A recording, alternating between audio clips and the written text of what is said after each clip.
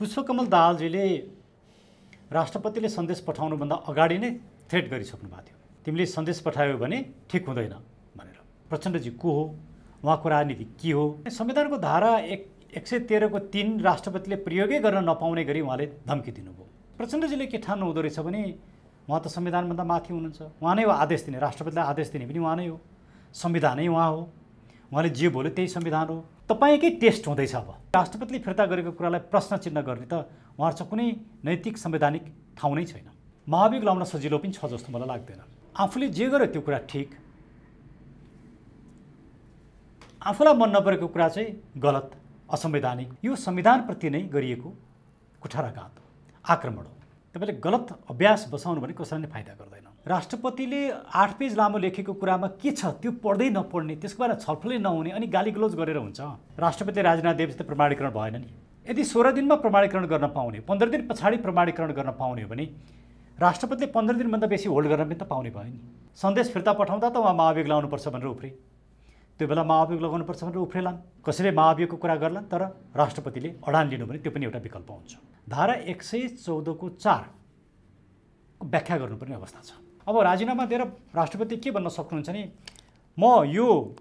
मैले पठाएको सन्देशको मानमर्दन भयो, म अब यो सन्देश पिपुलकामा लिएर जान चाहन्छु, म अब राष्ट्रपतिको भूमिकामा रहन चाहन्न, म अब इलेक्सनमा जान्छु, किन मुलुकमा इलेक्सन आइरहेछ, म मैले राखेका कुराहरू ठिक हुन् कि होइनन् भनेर पिपुलकामा गएर म टेस्ट गराउन चाहन्छु, म अब राष्ट्रपतिले राजीनामा दिएँ, अब म इलेक्सनमा जान्छु भनिदिनु भयो भने सायद मलाई लाग्छ एउटा ठुलो पब्लिक सेन्टिमेन्ट राष्ट्रपतिले पाउनुहुन्छ।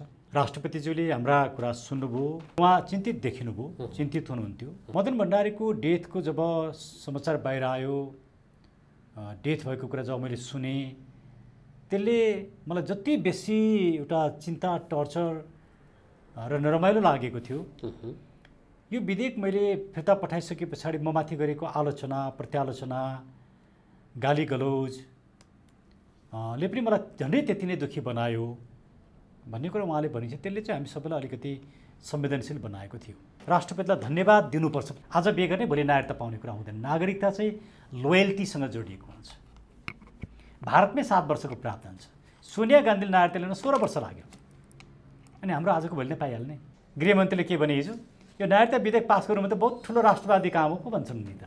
फोहोर बालनको मात्रै समस्या होइन, फोहोर हामी सबैको समस्या हो, यसको समाधान हुनुपर्छ। फोहोर बालन आएपछि मात्रै सृजना भएको कुरा होइन नि, यी अगाडि पनि थियो, अहिले पनि छ, भोलि पनि हुन्छ। एउटा मुलुकले खोजेको नेतृत्व म हर्क साम्पाङमा देखिराखेको छु, तर उहाँले आफूलाई बचाएर लिएर जानुपर्छ। डाक्टर साहब स्वागत छ। धन्यवाद हरि सर। डाक्टर साहब, धेरै दिनपछि यहाँसँग विचार विमर्श गर्ने अवसर पाइयो। सबैभन्दा पहिला म यो समयको लागि म यहाँलाई आभार व्यक्त गर्न चाहन्छु।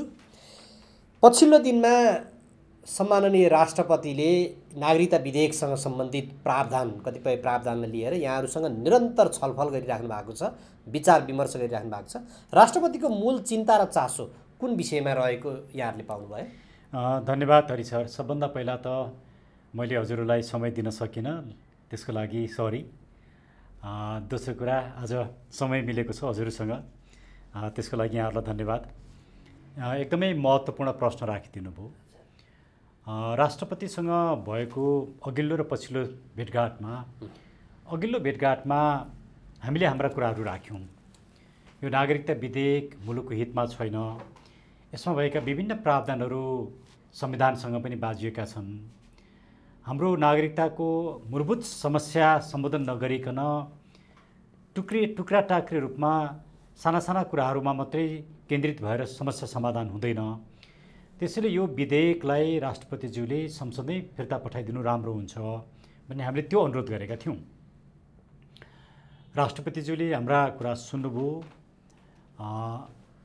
सबैका विचारहरू सुन्नुभयो। पछाडि उहाँ एउटा निष्कर्षमा पुग्नुभयो र संविधानको धारा 113 को 3 अन्तर्गत, जुन संविधानले नै उहाँलाई त्यो अधिकार दिएको छ, उहाँले नागरिकता विधेयक चाहिँ सन्देशसहित उत्पत्ति भएको सदन अर्थात् प्रतिनिधि सभामा पठाउनुभयो। त्यो कुरा हामीले स्वागत गऱ्यौँ। त्यो मुलुकको हितमा थियो, त्यसैले हामी त्यसको मुक्त कण्ठले हामीले प्रशंसा गऱ्यौँ। हजुर। तर त्यो आइसके पछाडि का थुप्रै घटना घटे, त्यसमा हामी पछाडि छलफल गरौँला। हजुर। र प्रतिनिधि सभाले पुनः त्यसलाई जस्ताको तस्तै पास गर्यो 2 गते, र 2 गते नै राष्ट्रपतिज्यूबाट हामीसँग छलफल भयो र त्यो छलफलमा मुख्य उहाँका 2-3वटा जिज्ञासाहरू थिए। एउटा जिज्ञासा, मैले जुन सन्देशसहित यो विधेयक संसदमा पठाएँ, मेरो सन्देश हेर्दै नहरिकन, पढ्दै नपढिकन, बुझ्दै नबुझिकन नेताहरू र सांसदज्यूहरूबाट आलोचना, प्रत्यालोचना र विभिन्न व्यक्तिहरूद्वारा गालीगलौजसम्म भए, यसलाई कसरी बुझ्नुपर्छ, के हो यो भन्ने एउटा जिज्ञासा थियो। दोस्रो, कि मैले संवैधानिक रूपमा गल्ती गरेको हो, मैले यसरी विधेयक फिर्ता पठाउन मिल्दैन थियो संवैधानिक रूपमा, कि मिल्थ्यो त, मेरो कार्य संवैधानिक थियो कि असंवैधानिक थियो, तपाईँहरू के भन्नुहुन्छ भन्ने दोस्रो प्रश्न यो थियो। र तेस्रो जिज्ञासा, अब प्रतिनिधि सभाले र राष्ट्रिय सभाले समेत जस्ताको तस्तै या संशोधनसहित फिर्ता गरेरमा मेरो भूमिका के हुन्छ, मैले के गर्नुपर्छ, मेरो संवैधानिक दायित्व के हो भनेर उहाँले हामीलाई सोध्नु भएको थियो। हामी सबैले आफ्ना दृष्टिकोणहरू राख्यौँ, उहाँले सुन्नुभयो। हजुर। उहाँले म यसै गर्छु भन्ने कुराहरू भन्नु भएन, तर उहाँ चिन्तित देखिनुभयो, चिन्तित हुनुहुन्थ्यो। र उहाँको एउटा अभिव्यक्तिले मलाई पनि एकदमै टच गर्यो। हामी त्यहाँ भएका सबैलाई नै टच गरेको थियो। त्यो के भयो भने, मदन भण्डारीको डेथको जब समाचार बाहिर आयो, डेथ भएको कुरा जब मैले सुने, त्यसले मलाई जति बेसी एउटा चिन्ता, टर्चर र नरमाइलो लागेको थियो। यो विधेयक मैले फिर्ता पठाइसके पछाडि म माथि गरेको आलोचना, प्रत्यालोचना, गाली गलौज ले पनि मलाई झन्डै त्यति नै दुःखी बनायो भन्ने कुरा उहाँले भनिन्छ। त्यसले चाहिँ हामी सबैलाई अलिकति संवेदनशील बनाएको थियो। त्यसैले यो 2टा भेटघाटको मैले संक्षेपमा राखेँ। डाक्टर साहब, जस्तो अब राष्ट्रपतिले 2वटा घटनालाई जोड्नु भएछ। एउटा, उहाँको श्रीमानको मृत्यु जब टेलिभिजनबाट थाहा पाएँ त्यति बेला दुःख लाग्यो। दोस्रो, मैले आफूले यो विषयहरू तपाईँहरू सहितको सुझावबाट त पठाउनु भएको थियो उहाँले, त्यो विषय सदनले छलफल गरिदियोस्, कम्तीमा सांसदहरूले त्यसमा स्वतन्त्र धारणा राखिदिउन् र त्यो सदनले त्यसलाई विचार विमर्श गरेर पठाइदियोस् न त भन्दै सत्ता गठबन्धनले जस्ताको तस्तै उहाँको सदनलाई उहाँले पठाउनु भएका जे जस्ता बुँदा छन् त्यसमा कुनै विषय प्रवेश नगरिकन अनि फास्ट ट्र्याकबाट जुन विषय पठायो त्यसमा उहाँले दुःख लाग्यो भन्नुभयो। अब यो सदनको यो कार्य डाक्टर साहबले यसलाई कसरी हेर्नु भएको छबाट चाहिँ म अब डिटेलमा धन्यवाद। सबभन्दा पहिला त राष्ट्रपतिले सन्देशसहित विधेयक फिर्ता पठाउने कुरा यो सामान्य कुरा होइन। मैले भन्न खोजेको सबै विधेयकमा यस्तो गरिँदैन। नेपालकै कन्टेक्स्टमा पनि यो रेयर घटना, बिरलै हुने घटना हो। अर्थात् संविधानले सन्देशसहित विधेयक फिर्ता पठाउने सन्दर्भमा कस्तो कस्तो अवस्थामा पठाउनु पर्दछ भनेर व्याख्या गरेको छैन। त्यो अवस्था के हो भनेर निर्दिष्ट गरेको छैन। संविधानले खुल्ला छोडेको छ। यो खुल्ला छोडेको अवस्था भने के हो भने, जब राष्ट्रपतिलाई कुनै कानुन बन्दैछ त्यो चाहिँ मुलुकको हितमा छैन, त्यसले संविधानप्रति नै एउटा सङ्कट सिर्जना गर्दछ। किनकि यो संविधानले नागरिकलाई सार्वभौम सत्ता सम्पन्न मानेको छ। त्यो सार्वभौमिकता नै विभाजित हुने, बाँडिने, त्यसमाथि नै कुठाराघात हुने, राष्ट्रिय हित प्रतिकूल हुने यस्ता गम्भीर अवस्थाहरूमा एउटा संविधानकै संरक्षकको भूमिकामा राष्ट्रपतिले गम्भीर भएर विधेयक फिर्ता पठाउने जुन कार्य भयो, यसको संवैधानिक महत्त्व के हो भन्ने कुरा पार्लिमेन्टमा गम्भीरतापूर्वक छलफल हुनु पर्थ्यो। सबभन्दा पहिला त त्यो विधेयक सभामुखले पढेर सुनाउनु पर्थ्यो। उहाँले पढेर सुनाउनु भयो। तर पढेर सुनाउनु भनेको के हो भने, त्यसमा गम्भीर भएर त्यसका प्रत्येक विषयवस्तुभित्र प्रवेश गर्ने गरी राष्ट्रपतिलाई धन्यवाद दिनुपर्छ। त्यो पढेर सुनाइसके पछाडि हामीले यहाँको यो सन्देश प्राप्त गऱ्यौँ, हामीले यसरी सार्वजनिक गऱ्यौँ र आम नागरिकको लागि पनि हामीले सार्वजनिक गरेका छौँ र त्यो कार्यको लागि हामी राष्ट्रपति महोदयलाई धन्यवाद दिन्छौँ र यो यहाँले पठाएको सन्देशको बारेमा हामी छलफल गर्छौँ भन्ने भनिनु पर्थ्यो। तर राष्ट्रपतिलाई नै उडाउने किसिमले, खिसिट्याउरी गर्ने किसिमले जसरी प्रस्तुत गरियो त्यो आफैमा उपयुक्त थिएन। त्यस पछाडि उहाँहरूले आम नागरिकको जानकारीको लागि सार्वजनिक पनि गर्नुभएको छैन। तेस्रो, जब मन्त्रीज्यूले गृहमन्त्रीले संसदमा प्रस्तुत गर्नुभयो, संसदमा प्रस्तुत गर्दाखेरि उहाँले राष्ट्रपतिले पठाएको सन्देश छलफल गरिपाउँ भन्नु नै भएन।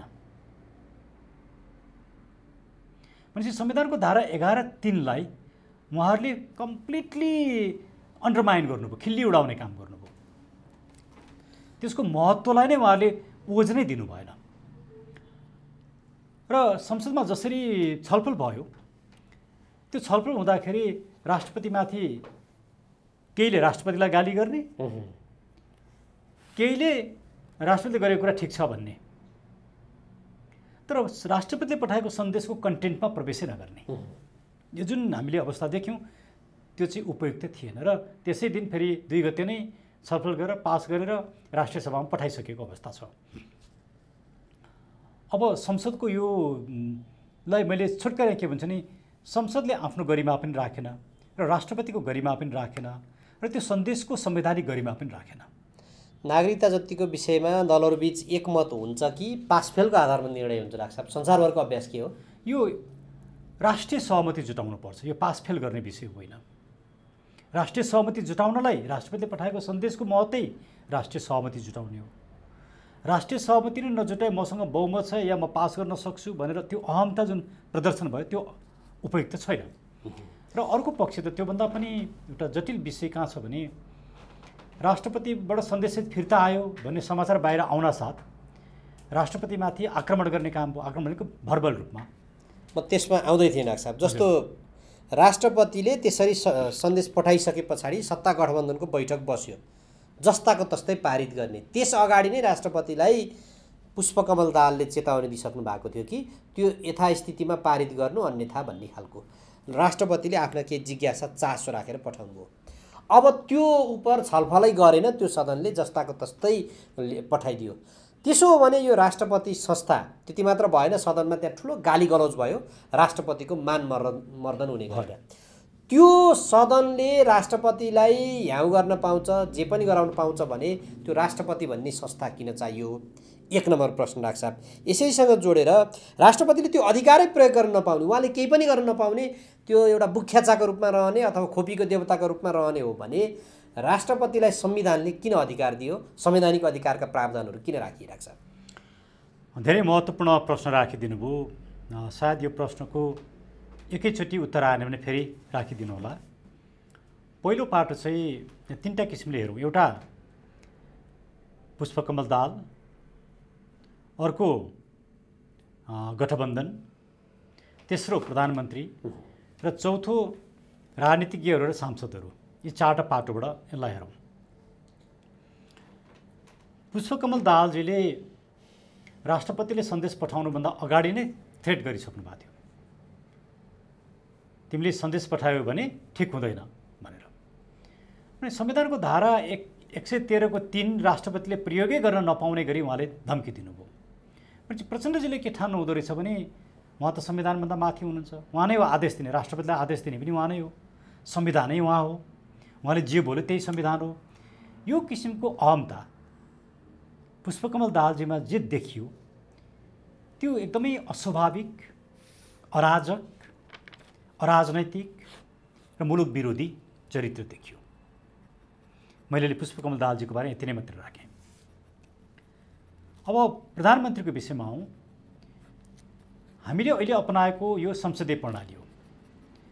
सबै मुलुकका संसदीय प्रणालीका आफ्नै विशेषताहरू छन्, थोर बहुत फरक छन्, तर समग्रतामा संसदीय प्रणाली, त्यो संसदीय प्रणाली भनेको पार्लियामेन्ट्री गभर्नमेन्ट बनाउँछ भन्ने हो। यो संसदीय प्रणालीमा हेड अफ द स्टेटले गरेको कामको पूर्ण जिम्मेवारी, त्यसको प्रतिरक्षा गर्ने काम प्रधानमन्त्रीले गर्नुपर्छ। राष्ट्रपतिले गरेको काममा विमति प्रधानमन्त्रीले राख्न पाइँदैन। राष्ट्रपतिका सन्देश, राष्ट्रपतिका निर्णय र राष्ट्रपतिका प्रत्येक कदमको जिम्मेवारी चाहिँ प्रधानमन्त्रीले लिने हो। प्रधानमन्त्री आफैले गरेछ र गरेर लिनुपर्छ। तर स्वयं प्रधानमन्त्रीले के गर्नुभयो? गठबन्धनको बैठक बोलाएर हामी जस्ताको तस्तै पास गर्छौँ भनेपछि प्रधानमन्त्रीले प्रधानमन्त्रीको रूपमा होइन कि एउटा बायस्ड व्यक्तिको रूपमा काम गरिरहनु भएको छ भन्ने कुरा देखिन्छ। यो संविधानप्रति नै गरिएको कुठाराघात हो, आक्रमण हो। उहाँले संसदीय मर्यादा र संवैधानिक मर्यादाभन्दा बाहिर जानुभयो। अर्कोतिर यो सन्देश त प्रधानमन्त्रीलाई गठबन्धनलाई पठाएको होइन नि, संसदलाई पठाएको। उहाँले त्यति पनि बुझ्नु भएन।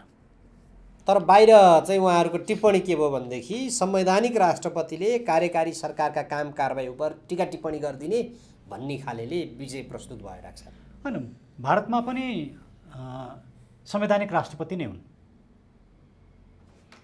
भारतमा कतिपय बिलहरू राष्ट्रपति होल्ड गरेका छन्, लामो समयसम्म पास नगरिराखेका छन्।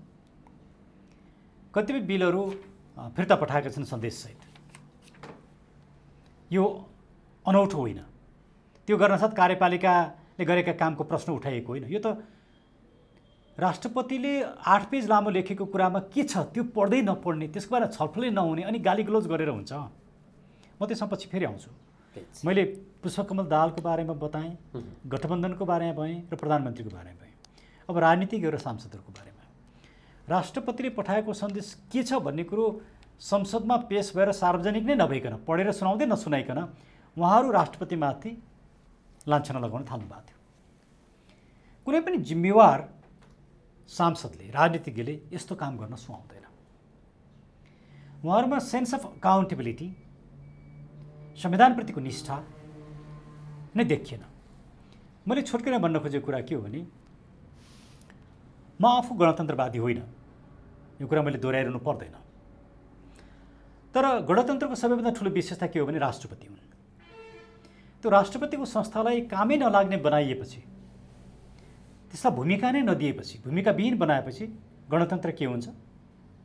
कमजोर हुन्छ र समाप्त हुन्छ। अहिले उहाँहरू चाहिँ गणतन्त्र समाप्त पार्न लागिरहनु भएको छ। हामी चाहिँ संवैधानिक निकास खोजिनुपर्छ, किनकि संविधानविहीन मुलुक एक दिन पनि हुनु हुँदैन। यो संविधान जहिलेसम्म छ तहिलेसम्म यो संविधानभित्रै निकास खोज्नुपर्छ र राष्ट्रपतिलाई कमजोर बनाएर राष्ट्रियताको मामलामा राष्ट्रपतिले लिएका अडानलाई नजरअन्दाज गरेर मुलुकको समस्या सम्बोधन हुँदैन। किनकि संविधान फेरिन सक्छन्, तर मुलुकको समस्या त सबैको साझा समस्या हो। तपाईँ गणतन्त्रवादी भए पनि, जे वादी भए पनि मुलुक त मुलुक हो नि। तर हामीले मुलुकलाई केन्द्रबिन्दुमा राख्यौँ, उहाँहरूले स्वार्थलाई केन्द्रबिन्दुमा राख्नुभयो। यो कारणले हामीले राष्ट्रपतिको कदमलाई साथ दियौँ। तर अहिले उहाँहरू सबै, इभन एमालेकै भूमिका पनि सन्तोषजनक देखिएन। केपी ओलीजी संसदमा आएर राष्ट्रपतिको सन्देशको बारेमा बोल्नु पर्थ्यो कि पर्दैन थियो? त्यसको कन्टेन्टको बारेमा विश्लेषण गर्नु पर्थ्यो पर्दैन थियो? फेरि संसदीय अभ्यासलाई नै हेर्ने भने संसदले राष्ट्रपतिको सन्देश पढेर सुनाइसके पछाडि 72 घण्टाको टाइम दिएर त्यस पछाडि यसमा छलफल गर्नु पर्थ्यो। पहिला त्यो छलफलमा प्रतिपक्ष दलको नेता पनि आउनुपर्छ, उहाँले बोल्नु पर्थ्यो। तर संसदले 72 घण्टाको समय दिएन।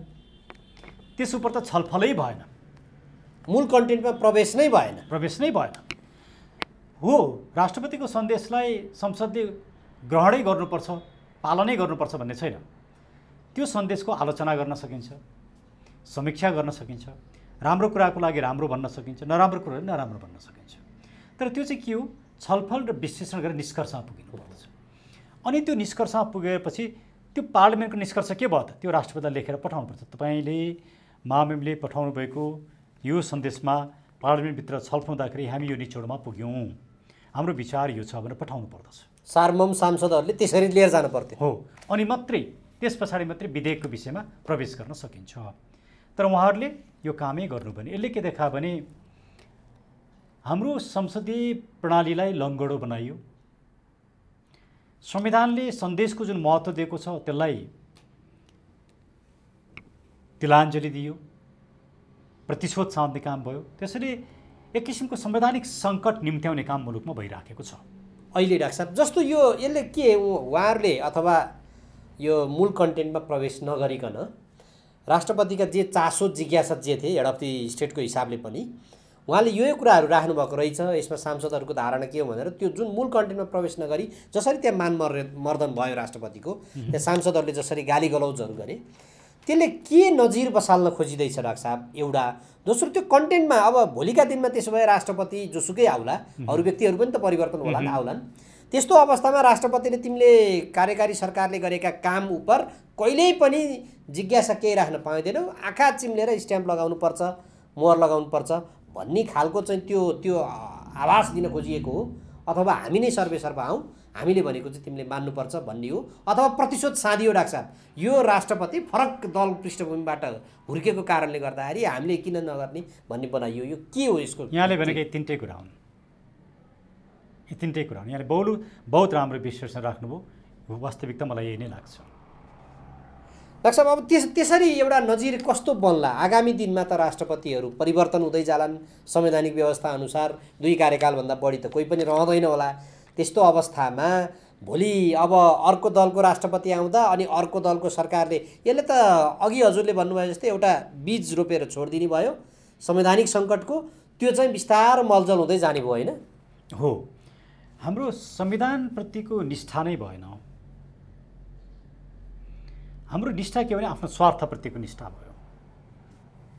राष्ट्रपति को हुने भन्ने कुरा महत्त्वपूर्ण कुरा। आज विद्यादेवी भण्डारी हुनुहोला, भोलि अर्को होला,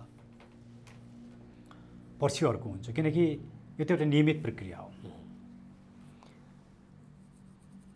यहाँ व्यक्तिलाई हेरेर निर्णय गर्न थालियो,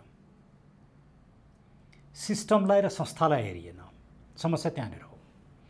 त्यसले यसले कसैलाई पनि फाइदा गर्दैन। तपाईँले गलत अभ्यास बसाउनु भने कसैलाई पनि फाइदा गर्दैन। अब म यहाँ 1-2वटा कुराहरू यहाँलाई राखौँ। धारा 113 को 4 लाई पढ्ने हो भने पुनः राष्ट्रपति समक्ष पेश गरेपछि, दुईटै सदनले पास गरेर पेश गरेपछि राष्ट्रपतिले त्यसलाई प्रमाणीकरण 15 दिनभित्र प्रमाणीकरण गर्ने छ भन्ने व्यवस्था। गर्ने छन् पनि छैन कि संविधानमा त्यो आधारार्थी शब्द पनि छैन। यो संविधान बनाउँदाको मिस्टेक हो। अब एकछिन मानौँ, 2-3वटा प्रश्न। 15 दिनभित्र राष्ट्रपतिले प्रमाणीकरण गर्नु भएन, एकछिन मानौँ, दोस्रो पटक पठाउँदाखेरि चाहिँ, दोस्रो पटक पठाउँदा भने 16 दिनमा राष्ट्रपति प्रमाणीकरण गर्न पाउने कि नपाउने, 20 दिनमा पाउने कि नपाउने, 50 दिनमा पाउने कि नपाउने, यो विषयमा संविधान के छ? मौन छ। अब सँगसँगै 15 दिनमा नगर्ने हो भने 16 दिनदेखि के त यो विधेयक कोल्याप्स हुने हो, समाप्त हुने हो,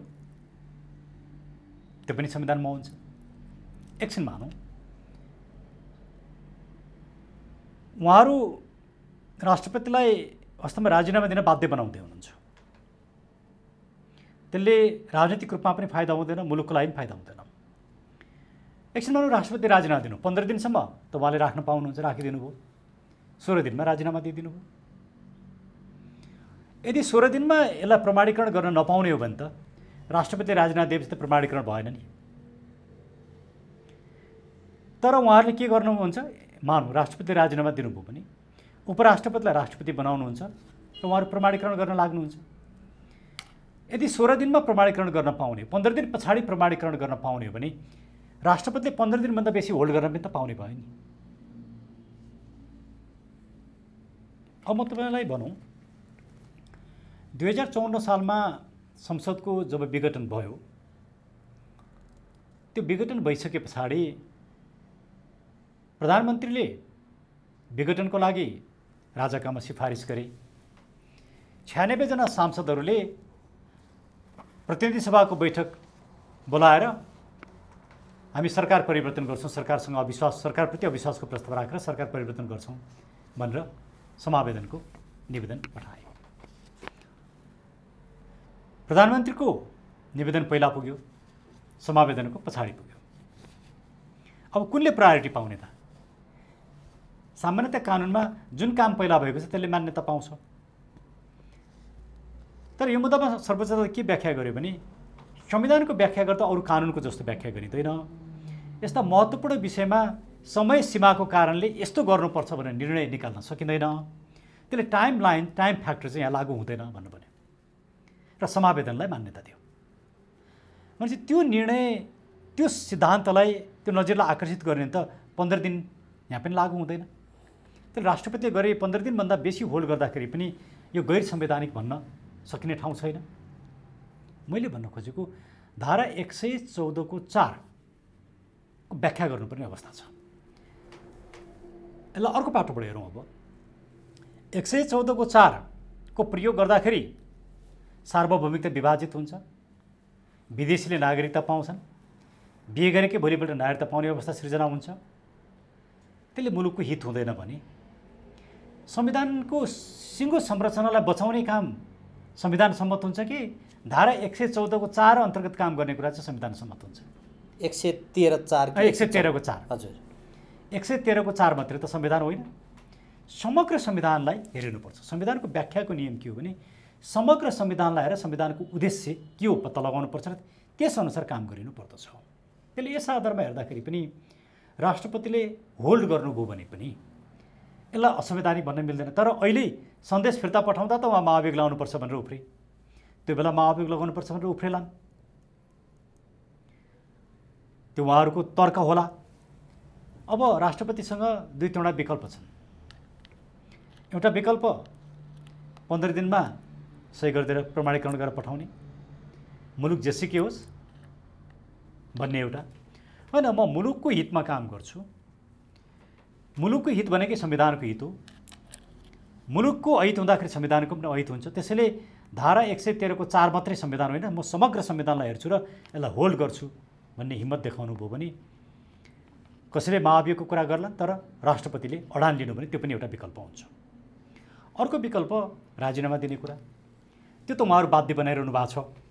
अब राजीनामा दिएर राष्ट्रपति के भन्न सक्नुहुन्छ भने मैले पठाएको सन्देशको मानमर्दन भयो, म अब यो सन्देश पिपुलकामा लिएर जान चाहन्छु, म अब राष्ट्रपतिको भूमिकामा रहन चाहन्न, म अब इलेक्सनमा जान्छु किन मुलुकमा इलेक्सन आइरहेछ, म मैले राखेका कुराहरू ठिक हुन् कि होइनन् भनेर पिपुलकामा गएर म टेस्ट गराउन चाहन्छु, म अब राष्ट्रपतिले राजीनामा दिएँ, अब म इलेक्सनमा जान्छु भनिदिनु भयो भने सायद मलाई लाग्छ एउटा ठुलो पब्लिक सेन्टिमेन्ट राष्ट्रपतिले पाउनुहुन्छ। तर यसको गम्भीरता के हुन्छ भने उहाँ राष्ट्रपतिबाट हट्नुपर्ने हुन्छ, उपराष्ट्रपतिलाई उनीहरूले राष्ट्रपति बनाउँछन् र उपराष्ट्रपति मार्फत उनीहरूले प्रमाणीकरण गर्छन्। तर 16 दिनमा प्रमाणीकरण गर्न पाइन्छ कि पाइँदैन भन्ने क्वेसन उठ्छ 15 दिन पछाडि। यदि पाइँदैन भने उहाँले गरेको काम पनि गलत हुन्छ। तर उहाँहरू त्यो बेला नि के भन्नुहुन्छ, आफूले गरेको काम चाहिँ सही नै हुन्छ, उहाँले चाहिँ जे गरे पनि हुन्छ। यो किसिमको मानसिकतालाई अहिले पराजित गर्न जरुरी छ। डाक्टर साहब, अब त्यसो भने ती सम्भावित कदम भए राष्ट्रपतिको सोच चाहिँ के पाउनु भएको छ? यहाँले त भेट्नु भएको छ। राष्ट्रपति खुल्ला हुनुहुन्छ, उहाँ संविधानको कसरी संरक्षण गर्न सकिन्छ, आवश्यक परे पदै त्याग दिने अथवा महाभियोग फेस गर्नु परे सामना गर्ने भन्ने छ कि के छ? होइन, त्यो त खुलेर उहाँले भन्नु भएन, किनकि अब त्यो भन्ने कुरा पनि भएन। तर उहाँले एउटा सन्दर्भमा के भन्नुभयो भने मलाई बाहिर जस्ता आरोपहरू लगाइए त्यो कुरा सत्य होइन, मैले कुनै दललाई बोकेको छैन, मैले त बेला बेलामा धेरै पटक राजीनामा दिने कुरा पनि सोचेको हुँ, तर त्यसले समस्याको समाधान हुँदैन भनेर मैले नदिएको। अब राष्ट्रपतिमाथि हजुर डाक्टर साहब, राष्ट्रपतिमाथि लागेको अर्को एउटा आक्षेप के हो भने हिजो केपी शर्मा ओली नेतृत्वको सरकारले त्यसलाई अध्यादेशको रूपमा लिएर आउँदाखेरि चाहिँ स्वीकार्य हुने, अब अहिले यो विधेयकको रूपमा जाँदाखेरि चाहिँ किन नहुने भनेर कतिपयले बाहिर त्यो प्रश्न उठाएका छन्। डाक्टर साहब, यसमा चाहिँ हाम्रो संविधानलाई बुझ्नु पर्यो। संविधानको धारा 114ले अध्यादेशको कुरा गर्छ। अध्यादेश चाहिँ राष्ट्रपतिले होल्ड गर्न पाउने व्यवस्थै छैन, राख्न पाउने व्यवस्थै छैन, फिर्ता गर्न पाउने व्यवस्थै छैन। अध्यादेश गएपछि पास गरिदिनै पर्छ, प्रमाणीकरण गरिदिनै पर्छ। यो त संविधानको व्यवस्था हो होइन? यो व्यवस्था गलत छ, त्रुटिपूर्ण छ, तर त्यसलाई राष्ट्रपतिले संविधान परिवर्तन गर्न मिल्दैन। धारा 113 आफैले दुईटा किसिमका विधेयक हुन्छन्, एउटा अर्थविधेयक राष्ट्रपतिले फिर्ता गर्न मिल्दैन। यदि यो नागरिकता विधेयक राष्ट्रपतिले फिर्ता नगरून् भन्ने पार्लियामेन्ट र दलहरूको चाहना हुन्थ्यो भने अर्थविधेयकको रूपमा पठाउनु पर्थ्यो, विवादै समाधान हुन्थ्यो। तर उहाँहरू अर्थविधेयकको रूपमा नपठाउने, साधारण विधेयकको रूपमा पठाउने अनि राष्ट्रपतिले फिर्ता गरेको कुरालाई प्रश्न चिन्ह गर्ने त उहाँहरूको कुनै नैतिक संवैधानिक ठाउँ नै छैन। त्यसले यो कन्टेक्स्टमा मैले भन्न खोजेको कुरा के हो भने उहाँहरूका क्रियाकलापले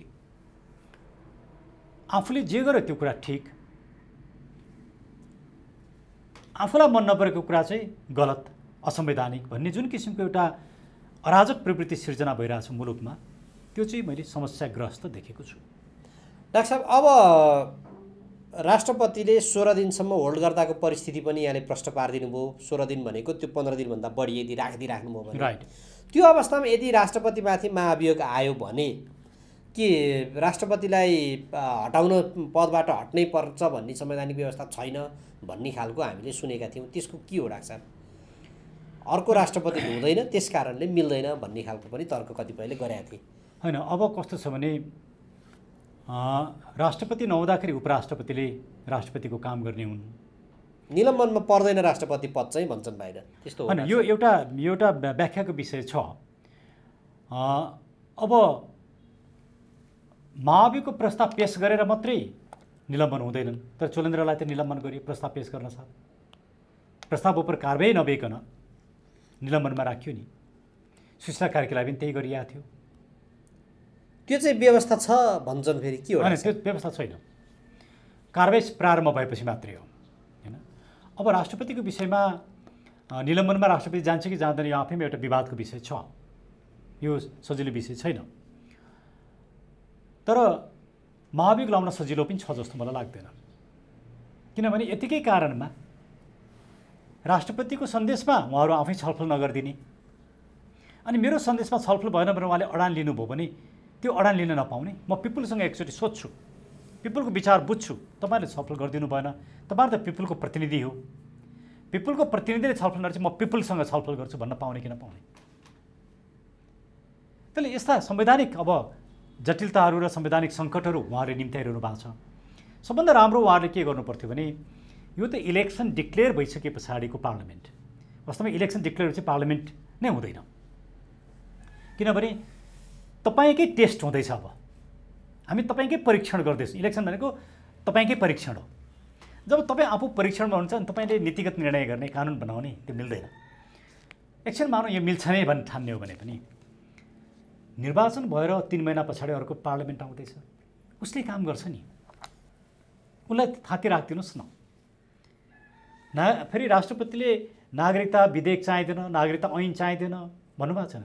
यो गम्भीर विषय हो, यो चाहिन्छ, यो छिटो चाहिन्छ पनि भन्नुभएको छ। तर छिटो भनेको आजको आजै गर्नुपर्छ भने होइन नि, ती छलफल त हुनु पऱ्यो नि। त्यसैले यो अहिलेको गठबन्धन, यो सत्ताले सङ्कट निम्त्याउने काम गरिराखेको छ। यसले एउटा स्वस्थ संवैधानिक अभ्यास, परम्परा र संविधानको कार्यान्वयनमा यसले अवरोध सृजना गर्छ भन्ने मलाई लाग्छ। डाक्टर साहब, अब अहिले राष्ट्रपतिले केही विधेयक, सरकारले ल्याएको विधेयक उप केही आफ्नो जिज्ञासा राख्दाखेरि त यति धेरै अपमानित हुनु पर्यो भने, अब त्यसो भए यसको निपटारा, यसको समाधान गठबन्धन राष्ट्रपतिलाई च्यालेन्ज गर्ने, राष्ट्रपति मेरो कुरा सुनिदिएन सदनले भनिदिने, गाली खाएर बस्ने भने अब यसको सोलुसन के हुनसक्छ डाक्टर साहब? अब त्यसो भए त सबभन्दा राम्रो सोलुसन त राष्ट्रपति होल्ड गर्ने, चुप लाएर बस्दिनु पर्यो। फेरि आए चुप लाएर बस्ने, किनकि 16 दिन पछाडि प्रमाणीकरण गर्न नपाउने भनेर त भनिएको छैन। 15 दिनमा गर्नुपर्नेछ भन्यो। तर नगर्दाखेरि चाहिँ राष्ट्रपतिमाथि कारबाही हुने भनेर पनि कहीँ भनेको छैन। यस्तो एउटा जटिल अवस्थाको एउटा विवेकपूर्ण समाधान गर्नुपर्थ्यो र यो पार्लियामेन्ट आफै चुप लाएर बस्नु पर्थ्यो। त्यो सबभन्दा राम्रो हुन्थ्यो। वा राष्ट्रपतिको सन्देशमा छलफल गरेर, अब असोज 2 गते त नोमिनेसन हुँदै नै छ। अब त्यो नोमिनेसन भइसक्यो त पार्लियामेन्ट उहाँहरूकै भाषामा पनि सिद्धिन्छ। उहाँहरू त प्रधानमन्त्री मङ्सिर 8 सम्म हाम्रो कार्यकाल भन्दै हुनुहुन्छ, निर्वाचन आयोग मङ्सिर 21 सम्म भन्दैछ। अब यो कानुन मन्त्रीले त फागुनकी कहिलेसम्म भन्नुभयो अरे। अनि बरु उहाँहरूले त इलेक्सनै नगरिकन अर्को 5 वर्षसम्म हाम्रै कार्यावधि रहन्छ भन्दै भइहाल्यो नि। त्यो पनि यसो संविधानमा कतै धारामा लेख्या भए त हुन्थ्यो पनि होला डाक्टर साहब। होइन, उहाँहरू त संविधानै चेन्ज गर्न सक्नुहुन्छ नि त। संविधान संशोधन गर्न त पाइन्छ नि, गर्दै भइहाल्यो नि। डाक्टर साहब, अब यो प्रकरणको पाटमा कतिपय व्यक्तिहरू जसले नागरिकता साँच्चै पाएको छैन, ती व्यक्तिहरू पीडामै छन्।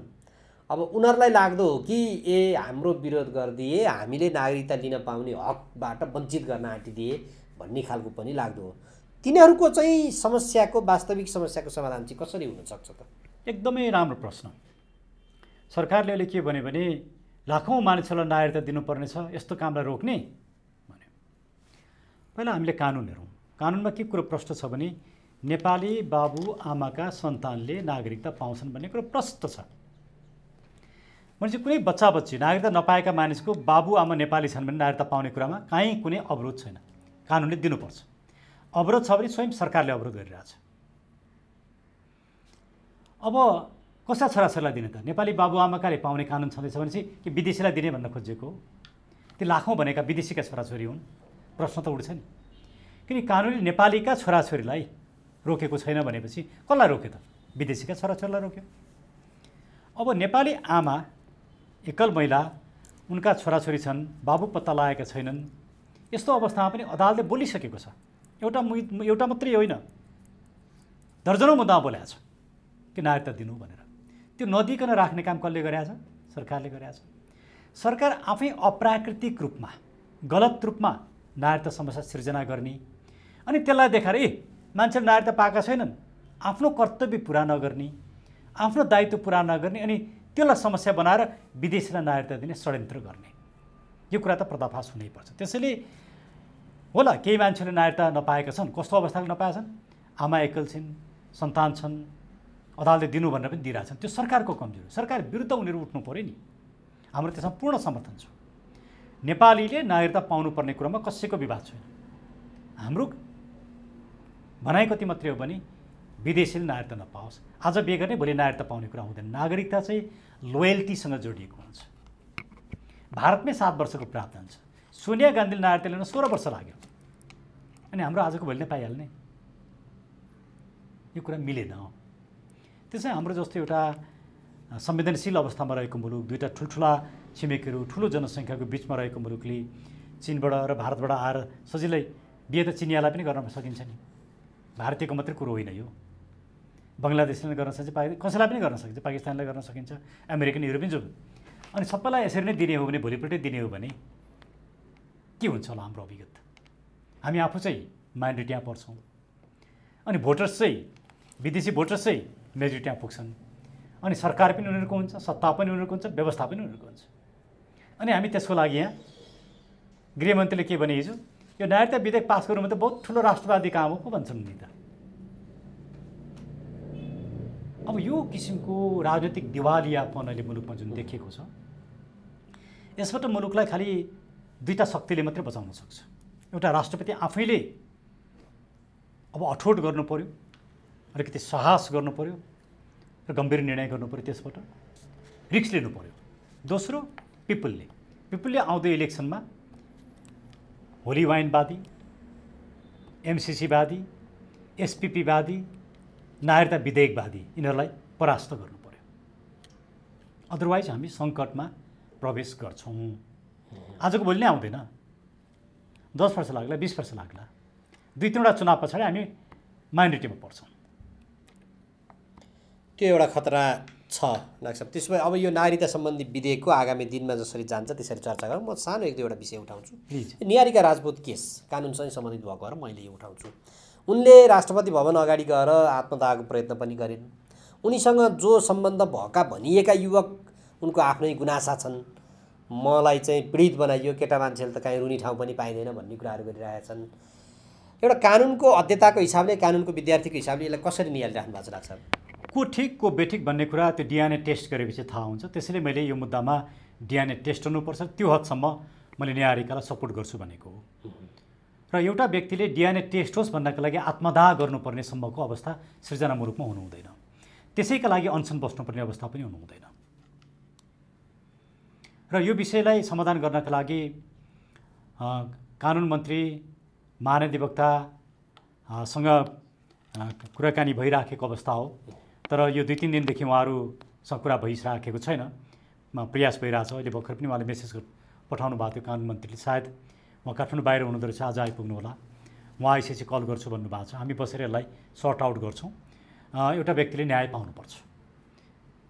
यसको अर्थ के होइन भने न्यायारिकाले मात्रै न्याय पाउनुपर्छ भने न्यायारिकासँग सम्बद्ध ती केटाले पनि न्याय पाउनुपर्छ।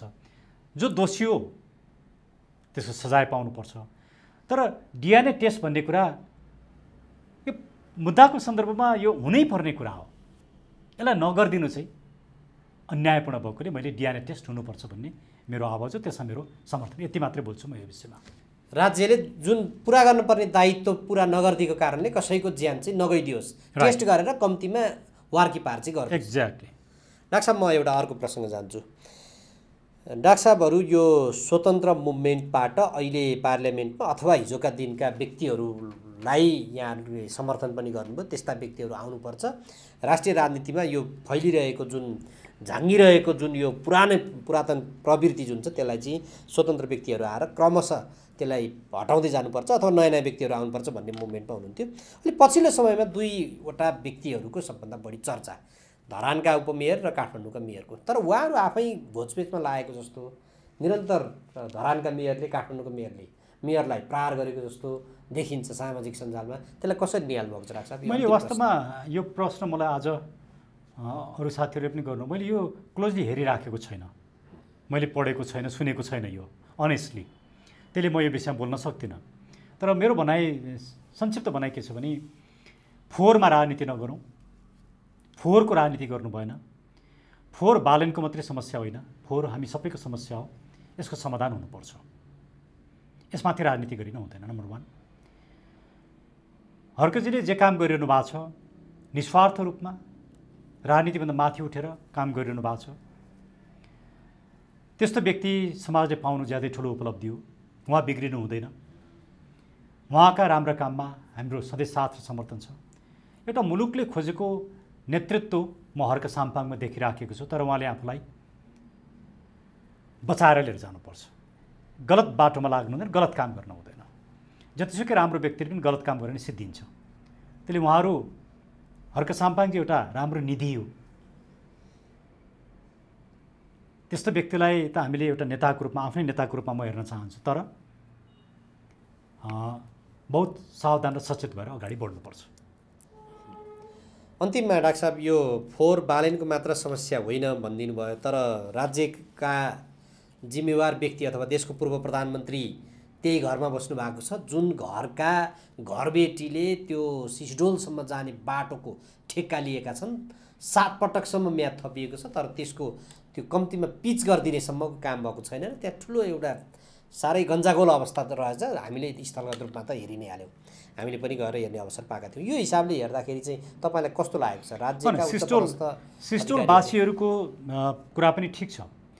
उहाँहरू चाहिँ फोहोरको खाडलको वरिपरि बस्नुपर्ने भन्ने उहाँहरूको कुरा, त्यसलाई कसरी व्यवस्थापन गर्ने त? अहिलेसम्म यो सरकारले फोहोर बालन आएपछि मात्रै सृजना भएको कुरा होइन नि, यी अगाडि पनि थियो, अहिले पनि छ, भोलि पनि हुन्छ। यसको व्यवस्थापन गर्नु पर्यो। नि यति पनि गर्न नसक्ने यो सरकार त कति निकम्मा सरकार हो नि। सिस्टोलवासीहरूका कुरा बेठिक छन् भन्ने होइन, तर अर्को विकल्प नभएसम्म उहाँहरूले पनि सहयोग गर्नुपर्छ। तर त्यसलाई कसरी उहाँहरूलाई त्यो फोहोरको उसबाट दुर्गन्धित हुनबाट जोगाउने, यी सबै प्रविधि प्रयोग गरेर त्यसको व्यवस्थापन गर्नुपर्छ। अब प्रचण्डजीको घरपतिको कुरा त यो सबैलाई थाहा भएको कुरा, मार्केटका कुरा छन्, तर कसैले गम्भीरतापूर्वक नलिरहेको कुरा। यसले के देखाउँछ? प्रचण्डजीको राजनीति के हो भन्ने कुरा छर्लङ्ग पार्छ। प्रचण्डजी को हो, उहाँको राजनीति के हो, अब पनि पिपुलले बुझ्दैनन् भने मेरो भन्नु केही पनि छैन।